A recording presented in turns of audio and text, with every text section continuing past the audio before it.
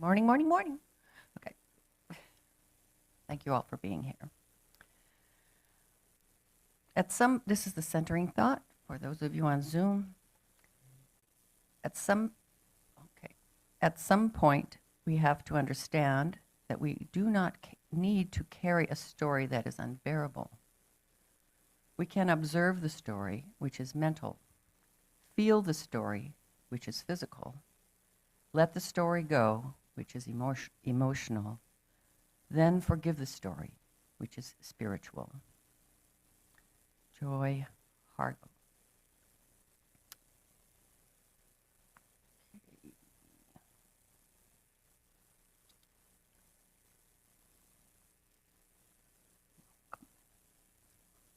Did you already play the prelude? I guess you did. Okay, yeah, we did that. Okay, sorry. I'm trying really. I'm out of practice here. Thank. Well, I'm subbing, in case you thought I was going to be Nick. I'm not. Um, okay. Thank you all for joining us this morning in person and on Zoom. We're happy to have everybody. Welcome to our Sunday morning gathering of Summit Unitarian Universalist Fellowship. We are glad that you've chosen to join us. We are a liberal religious community bound together by shared principles drawn from world religions, humanist teachings, nature and science, philosophy, and personal practices. We aspire to be a religion of love and inclusion.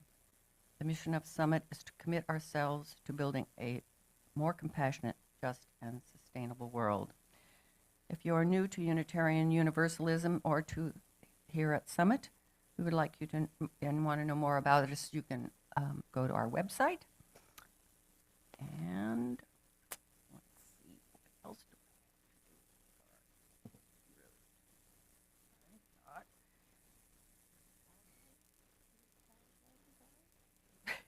we do? Charles, finding time. Sorry, too many damn papers. Oh, do we have announcements? We do have announcements. One of our friends, Ron Getz, has an announcement today.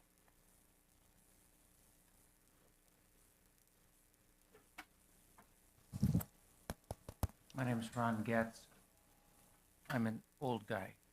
Join the club.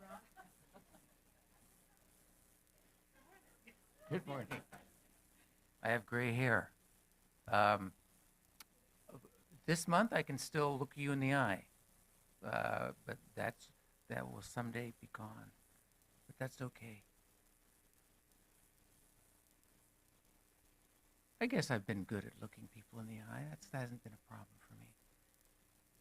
I am giving an announcement on behalf of the Social Justice in Action Committee.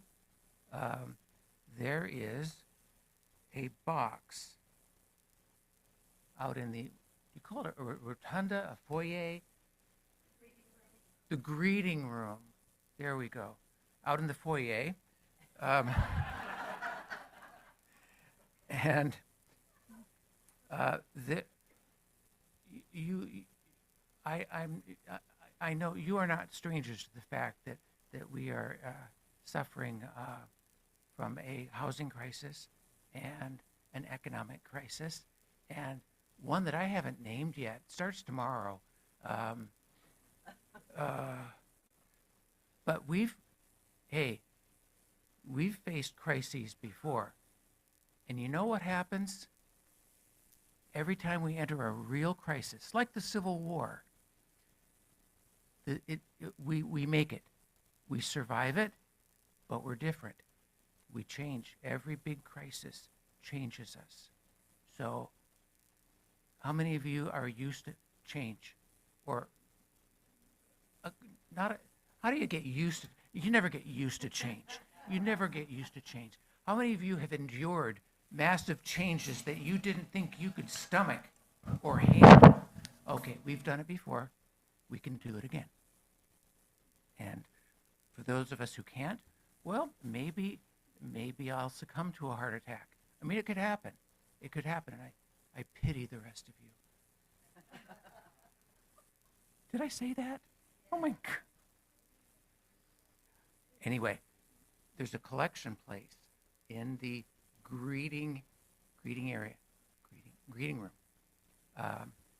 You've been invited to leave food for basically for the homeless students that go to gross. Oh, that's my prop. What do you? Who gave you? Who said you could? I love props. Okay, this one is black beans.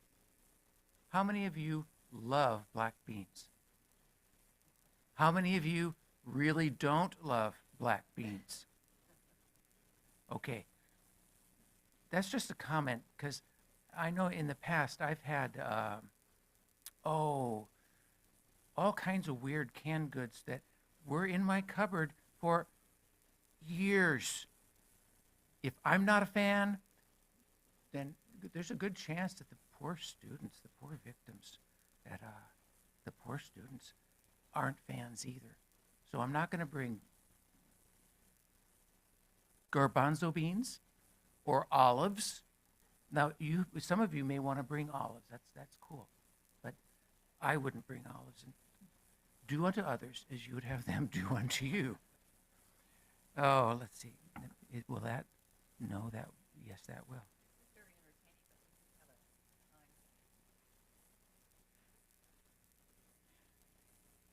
Okay. There's a time thing. If you Get to the point.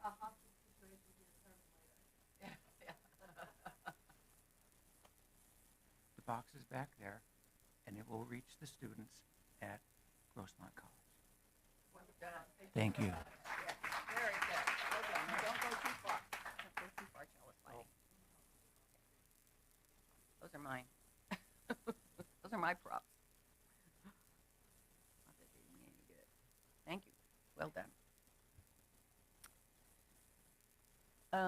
I'm making an announcement regarding the potluck that will be happening next Friday,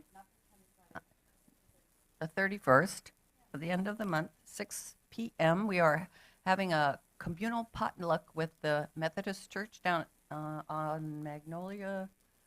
They were the ones that sponsored and started the Pride March the last couple of years.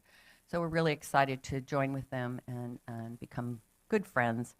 And so if you can participate, just come and bring a dish to share, right? Yes, okay. Yeah, and it might be nice to make a little sign if about what's in your dish. Okay.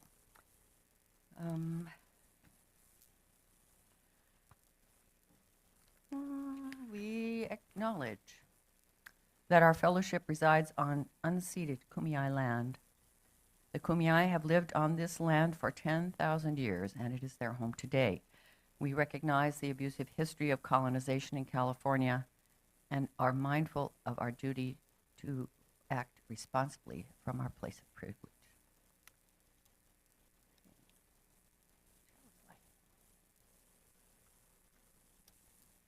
Ron is going to light the chalice. Our friend Ron, in silence, is going to light the chalice. We tender this flame, opening the book, turning to a page yet to be written, opening a story yet to be told. May we fill this fresh page wisely. May we write a new story into being. May we together inscribe the page with hope.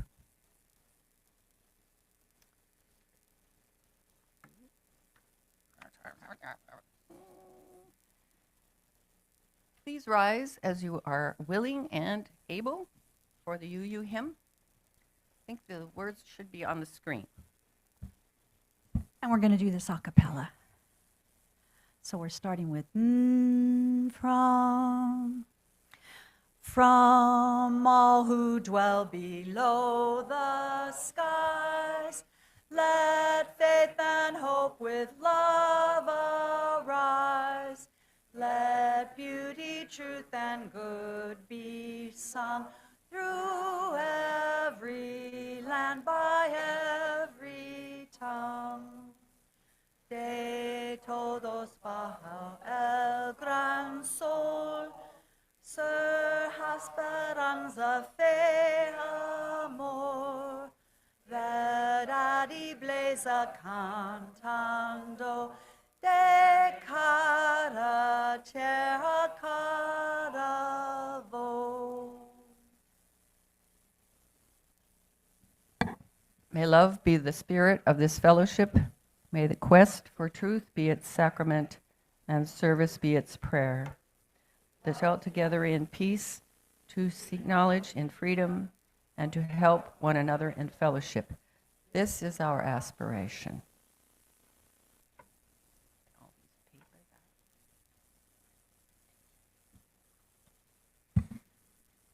Good morning, everyone. Can we hear me okay? Fabulous. Thank you to our wonderful tech team. I am the Reverend Casey Marie Pandell. It is my honor and joy to be the minister here at Summit Unitarian Universalist Fellowship. Whether it is your first visit or your 5,000th visit, you are whole, you are holy, you are loved, and you are so welcome here. I am a 35-year-old woman with short, shoulder-length dark hair, wearing a black dress and a purple stole and black shoes.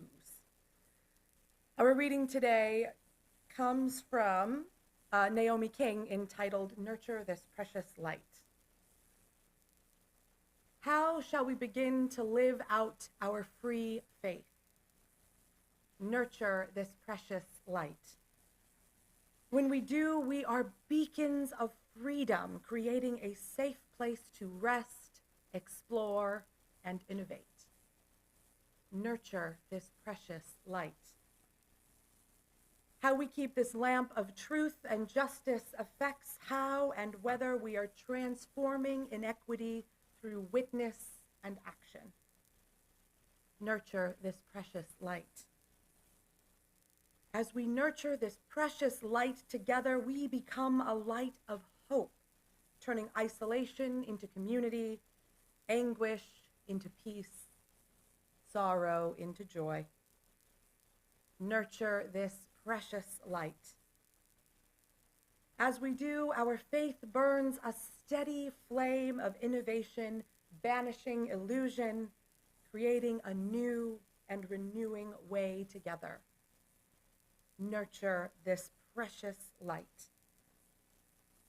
With our living connections, with our glowing stories, with our flame of freedom moving hand to hand, we nurture this precious light. Together, we turn this world from bleak to bright, one flame, one fire, one light at a time. Welcome to worship.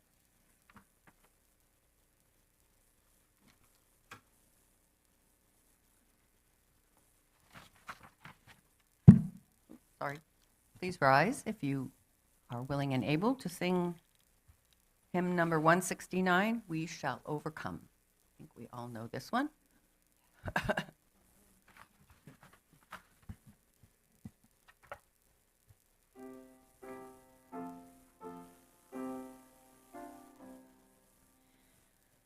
We shall overcome. We shall overcome. We shall overcome. Sun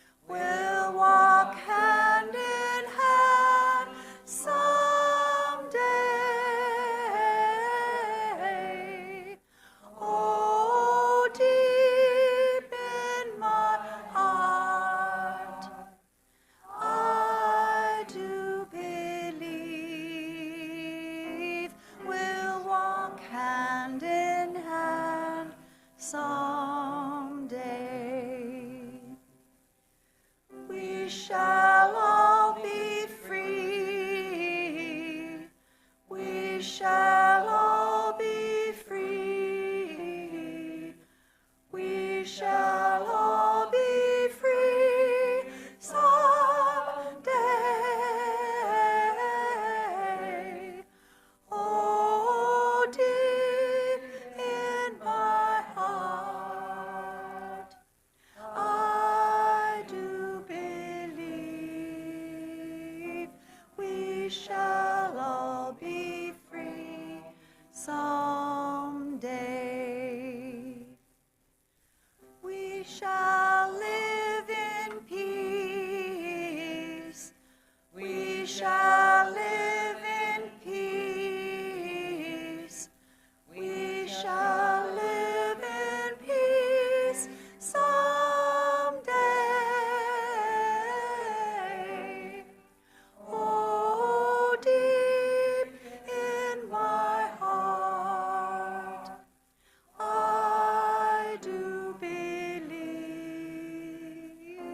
we shall live in peace someday.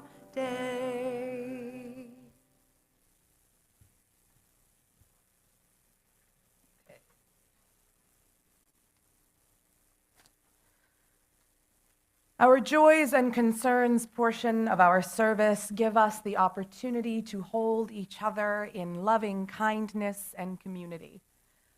Everyone is welcome to share a joy or concern either by text or email throughout the week prior to me or to our worship chair, Stacy Sasaki, who you all just saw cantering.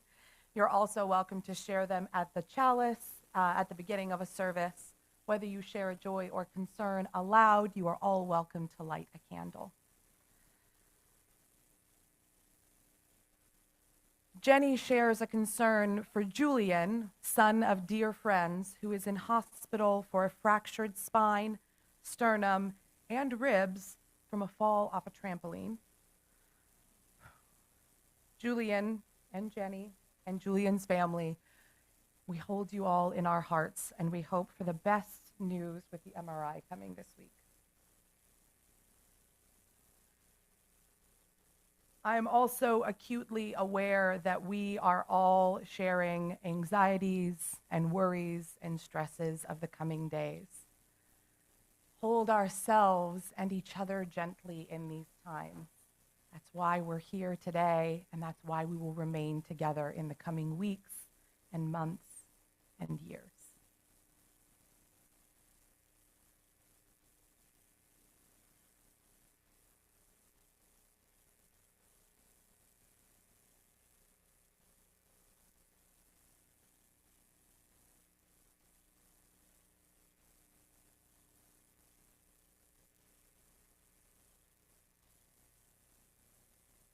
Whether spoken or unspoken, we hold your joys and concerns in our heart. And I would like to invite Mary Carter Vale, our Director of Religious Exploration. Good morning. My name is Mary, and today I'm wearing a long white sweater with bugs on the sleeves, star pants and star and moon pants, and a rust-colored top. And I've got my gray and blonde hair, about 5'7". And I'm your Director of Religious Exploration, which means I get to play with the kids during the sermon. We have a lot of fun. So today, that was really nice singing, We Shall Overcome. I remember singing that as like a 3-year-old, marching in civil rights protests with my parents in New York City. So it brought back a lot of memories for me. Yesterday, I marched with my mother and one of my children at the People's March. There was a little march in downtown San Diego. So as you know, we are in our 3rd week of practicing our theme of story. And today, I would like to share with you a very special and very famous story with you. As many of you know, tomorrow is Martin Luther King Jr. Day. And as we've been exploring all month, stories to help guide and shape us, and his story is no different. MLK had a wonderful story to tell, a story of wanting a brighter future for his children and a better world for all children. So I have this gorgeously illustrated book by Kadir Nelson. See, my phone's not going to slide off of there. And we've turned it into a PowerPoint deck so you can all see the pictures. But these are Dr. King's words that he spoke that day. I'm going to speak them. I'm not nearly as eloquent, but maybe hearing them from a different voice might help you hear a tiny element. And if you miss his beautiful voice, please go listen today or tomorrow to the speech because it's very special. So I have a dream. I say to you today, my friends, that even though we face the difficulties of today and tomorrow, I still have a dream, and it's a dream deeply rooted in the American dream. I have a dream that one day this nation will rise up and live out the true meaning of its creed. We hold these truths to be self-evident, that all men are created. I have a dream that one day, on the red hills of Georgia, the son of former slaves and the sons of former slave owners will be able to sit down together at the table of brotherhood.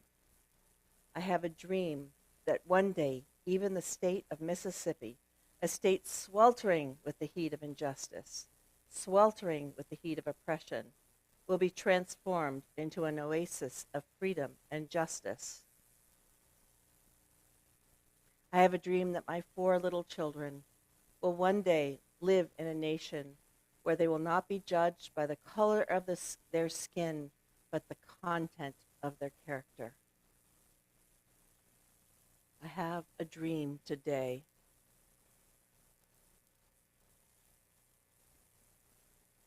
I have a dream that one day little black boys and black girls will be able to join hands with little white boys and white girls as sisters and brothers. I have a dream today.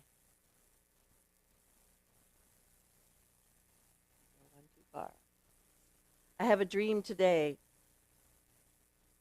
that one day every valley shall be exalted, every hill and mountain shall be made low, and the rough places will be made plain, and the crooked places will be made straight, and the glory of the Lord shall be revealed, and all flesh shall see it together.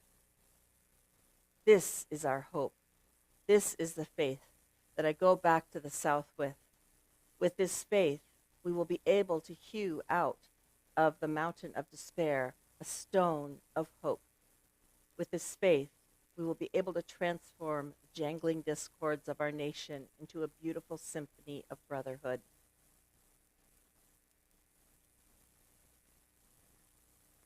With this faith, we will be able to work together, to pray together, to struggle together, to go to jail together, to stand up for freedom together, knowing that we will be free one day. This will be the day when all of God's children will be able to sing with new meaning, "My country, 'tis of thee, sweet land of liberty, of thee I sing. Land where my fathers died, land of the pilgrim's pride.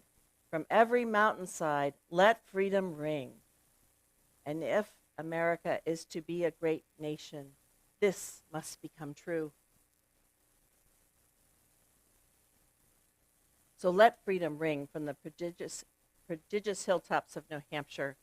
Let freedom ring from the mighty mountaintops of New York. Let freedom ring from the heightened Alleghenies of Pennsylvania. Let freedom ring from the snow-capped Rockies of Colorado. Let freedom ring from the curvaceous slopes of California.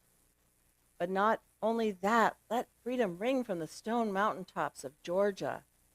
Let freedom ring from Lookout Mountain of Tennessee.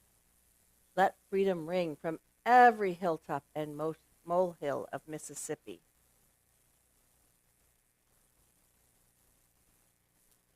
From every mountainside, let freedom ring. And when this happens, when we allow freedom to ring, when we let it ring from every village, every hamlet, from every state and every city, we will be able to speed up that day when all God's children black men and white men, Jews and Gentiles, Protestants and Catholics will be able to join hands and sing in the words of the old Negro spiritual. Free at last. Free at last. Thank God Almighty, we are free at last.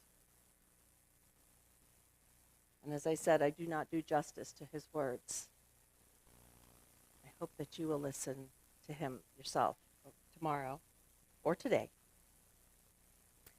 And, you know, there's so much love in this story. But the biggest thing that the story reminds us of, that all stories have power to shape the future. Although some of us hope the future will be a little better shaped at this point. One step forward, two step back sometimes. But just remember that this story rings in our hearts and helps us hold hope for the future and hold hope for the next day, that we will all achieve the goals of the dream. So, and with that, I'm going to head back to RE with any kids who would like to accompany me, and we are going to talk a little bit more about the story and get creative. So, we do our Do Re Mi song at this point. Are we ready? All right. Do Re Mi sing. Sure, yeah. Oh, maybe no, not no, that one. Not this one. Let's Just see. that's in a second. But we're Okay. going to sing this a cappella. Yep.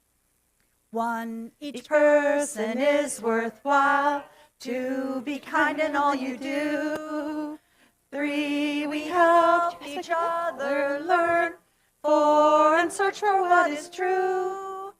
5, all people have a say. 6, work for a peaceful world. 7, the web of life's a way that will lead us back to me and you.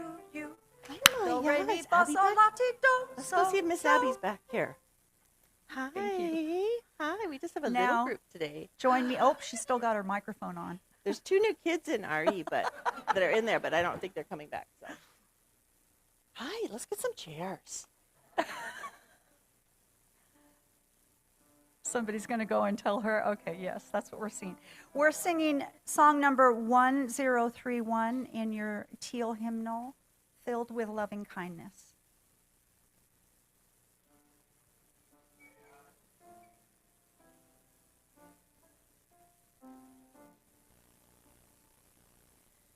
May I be filled with loving kindness. May I be well. May I be filled with loving kindness. May I be well. May I be peaceful and at ease. May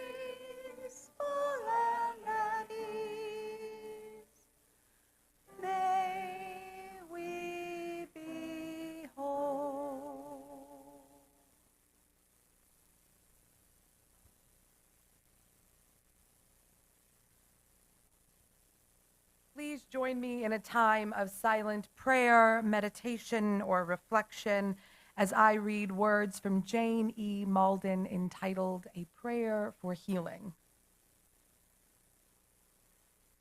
Torn and confused, lonely and enraged, I greet the new day with suspicion.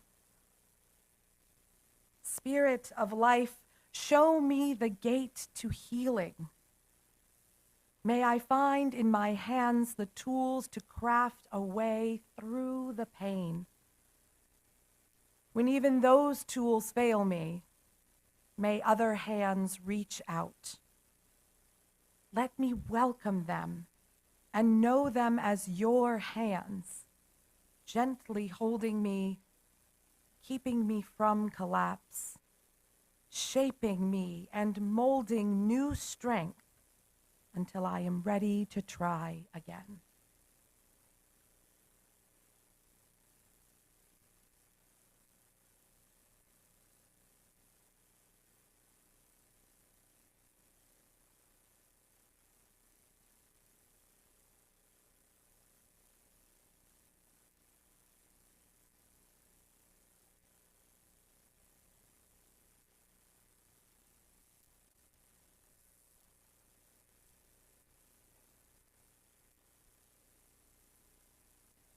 So may it be, and amen.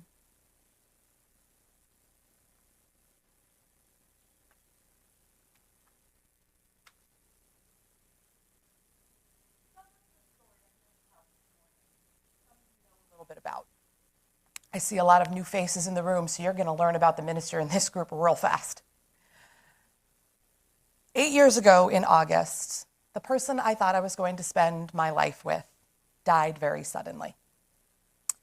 At the time, I had a friend who was, and still is, a Unitarian Universalist minister, and he had spent the previous 2 years inviting me to church. Come on, we're your people. No, thank you. I didn't think I had people at a church. Go figure. After Dan passed away, I needed a grief group, and he ran one, and he invited me to it. If you've ever been to a grief group or a support group or anything where you do deep sharing like that, you know that the point of these groups is to tell our stories and to know, maybe just a little, that we're not alone. That grief group held my story that day tightly enough and gently enough and lovingly enough for me to go, all right, fine, I'll show up on Sunday. Very grumpy. And yet that community, in all of my pain that day, looked at me and said, we love you anyway, and we are here to hold this story with you. They held me so well in that space that 3 years later, I was able to hear the call to ministry. It's not a coincidence that that same community agreed to ordain me with Summit last October. But I had a friend whose mom went to that community, and I was very anxious to tell her that I had heard the call to ministry, because if you had known me 10 years ago, me being a minister sounds like a joke, and that's putting it kindly. And I remember telling my friend's mom, who had known me at this point since I was about 12, that I was excited to hear the call to ministry, and I couldn't wait to go to seminary. And this woman I loved so much looked at me and went, you can't do that. You haven't dealt with your grief. You're still the girl with the dead boyfriend. Until you're not her, you have no business being a minister. Ouch. Luckily, I'm plucky, and I don't like being told what to do. I don't care who from. And I did it anyway. Clearly, I'm here with you all today. But it was such a strange moment to be told I couldn't do something because of a part of my story. I want to be very clear. I am the girl with the dead boyfriend. That is an indelible fact of my life. It changed the trajectory of my entire future. I would not be in this room today if that fact were not true. And for a little while, that story sort of had to define me. I couldn't run from it. I couldn't hide from it. It wouldn't have done me or anybody any good. I had to sit in that place, in that truth in my story, in order to heal from it. When it was time, I got to make the decision in how much of that truth I tell people, how much of that truth defines how I move in the world. That truth is part of what led me to the call to ministry. I'm like a widow beacon. Widows find me in the wild. It's actually really interesting. I was open in a way to people's stories that I couldn't be without being that person. And so that's a really important thing about stories. They might be true, but they're not just done because they're being told. Sometimes when we're living them, stories are still being written, right? So just because we have a big, explosive, or wonderful and loving and hopeful moment in our lives does not mean that moment has to define us. It can for a while, as long as we choose it to, but it doesn't have to. Especially when we have painful stories, they don't have to be the be-all, end-all, but when we choose to share them in the way that feels authentic to us, that gives us a chance to make a really important, really deep connection for the people we choose to share them with. We also have to be careful when we are the person hearing those stories, though.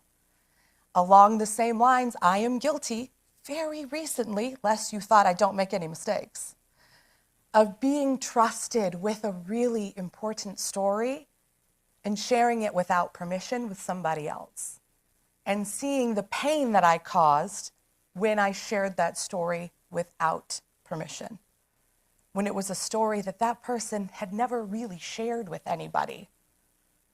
So we have to be aware, as I've leaned into stories a little more than I lean into the theme on an average month, about the power of stories, about the power of the stories we choose to tell. We know already, we have seen it all week, all month. There are stories being told that are not true right now. And they are stories that are defining the future of our country for the next couple months, couple years, decades. We don't know.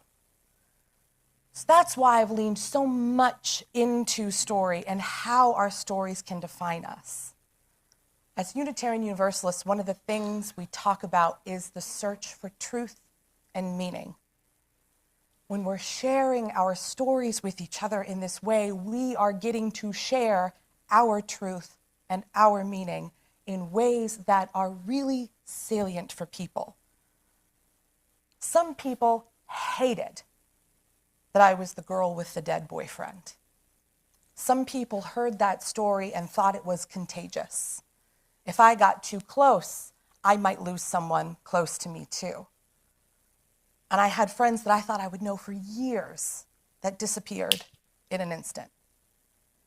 I also have friends who heard that story and saw the pain in it and still saw the hope in it and said, I'm committed to this relationship. I want to see this person grow. One of those people was the first person I married when I decided I wanted to be a minister. Our stories are what are going to continue to give us resilience in the coming days. The stories we choose to trust each other with, seeking the truth in the stories we know that are not truthful. I said last week, we all know that the victor writes the history books. But you can't erase history if we keep talking about it. Stories, when we tell them the right way, can act as a guidepost for other people. I tell folks all the time, I would go through what I went through 1,000 times over if it helped one person feel like they weren't alone in this world. And that's really the power of stories. That community that you build, the trust, the resilience, the love, Those are the things that are going to keep us together. Those are the things, as we're feeling anxious and scared. I don't know about you guys, but I'm feeling pretty anxious and scared today. These are the stories that keep us together. Ron even said it. We will survive. We will thrive. There is resilience in this moment of us being together. It's not a coincidence that you're all here in this room today. So I know I've belabored the point all month long of share your stories, but I do mean it. Share your stories like you need it to breathe. Listen to each other's stories like it is the most important thing in the world, because today, tomorrow, it probably is. Stories save lives. Full stop. When we see ourselves reflected in the stories of others and the way they choose to tell their stories, there is so much power in that. People want us to be afraid right now. There is power in sharing your story. There is power in choosing how and when you share that story. And there is absolute power in embracing it and living it the way that you need to live your truth.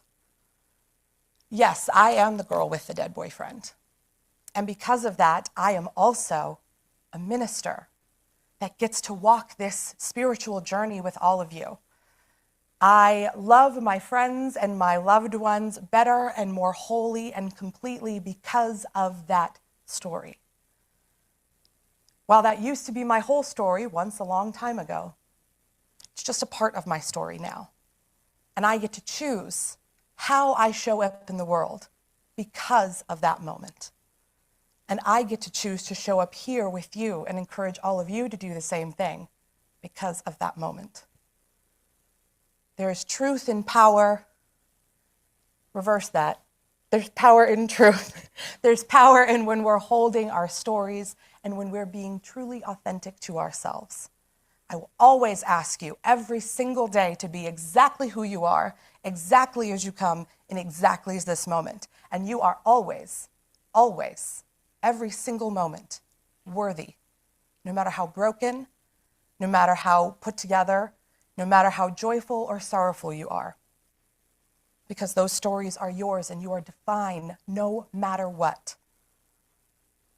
As we go through the next, at least uncomfortable 24 hours, remember that those stories are what bring us together in this room today. We get to tell these stories. No one out there gets to tell us the truth of our stories. We get to decide next what happens with the big, hard things that are coming up next. That's why we're here today, in this room, building this trusting, loving community together.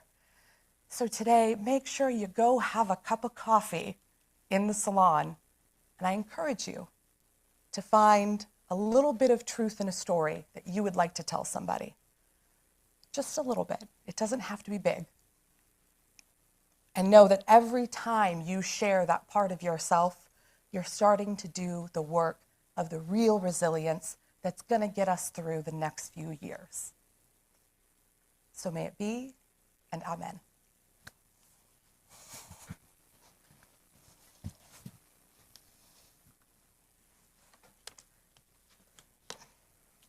I love you. I'm so glad you're here. That was good. It's time for our morning offering. The smallest gift is welcome. If you are at home on Zoom, you can go to our website and click on the donation plate. That's at https://summituuf.breeze. You can figure that out. Okay. Please give as generously as you are able. Thank you.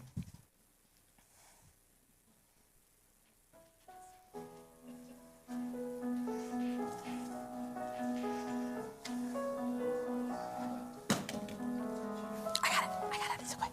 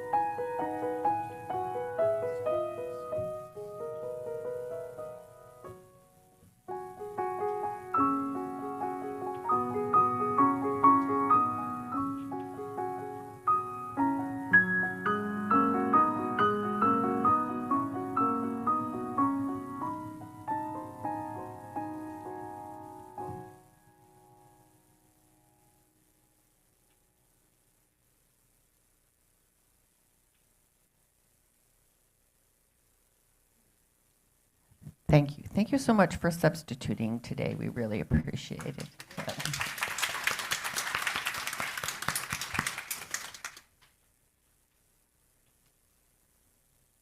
Gia. Thank you, Gia. We're singing Song 149 in the Gray Hymnal. Lift every voice and sing, 149. And let's take all our angst and all our worries and sing it robustly. It's a wonderful song.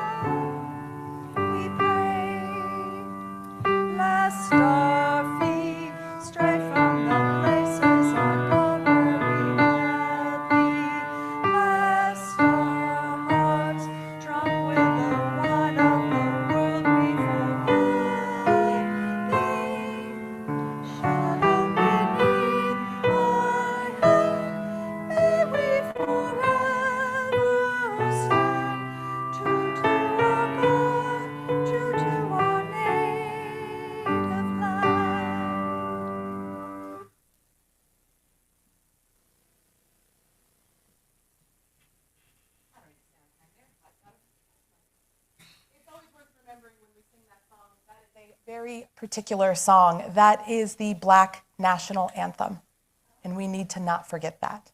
It's a very powerful song that leads a very powerful movement and a very powerful moment in time in our history. Sometimes the stories that other people tell about us aren't really our business. Sometimes we know people are going to tell stories about us that aren't true.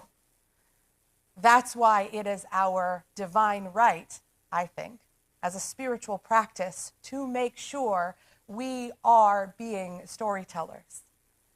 I'm not asking you to be the best orator in the world. I'm not asking you to spin the best tale. I'm just asking you to remember that your stories are divine. Your stories are worth sharing. Your story can change the world. Amen, shalom, salam, ashe, namaste, and blessed be. Go now in peace. May the light within you be a blessing to the world.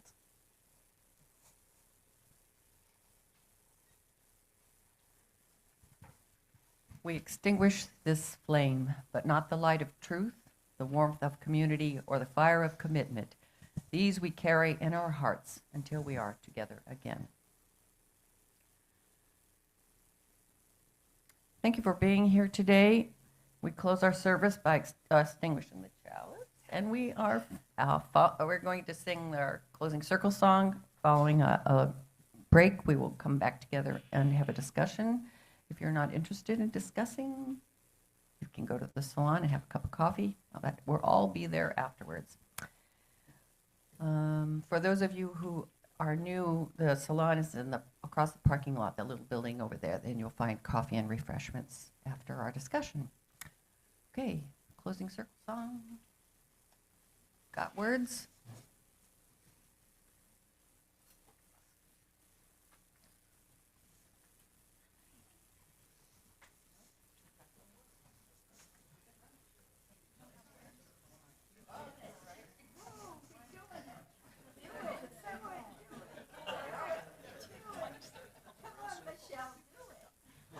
That's as close, I think, as we've ever gotten, yeah.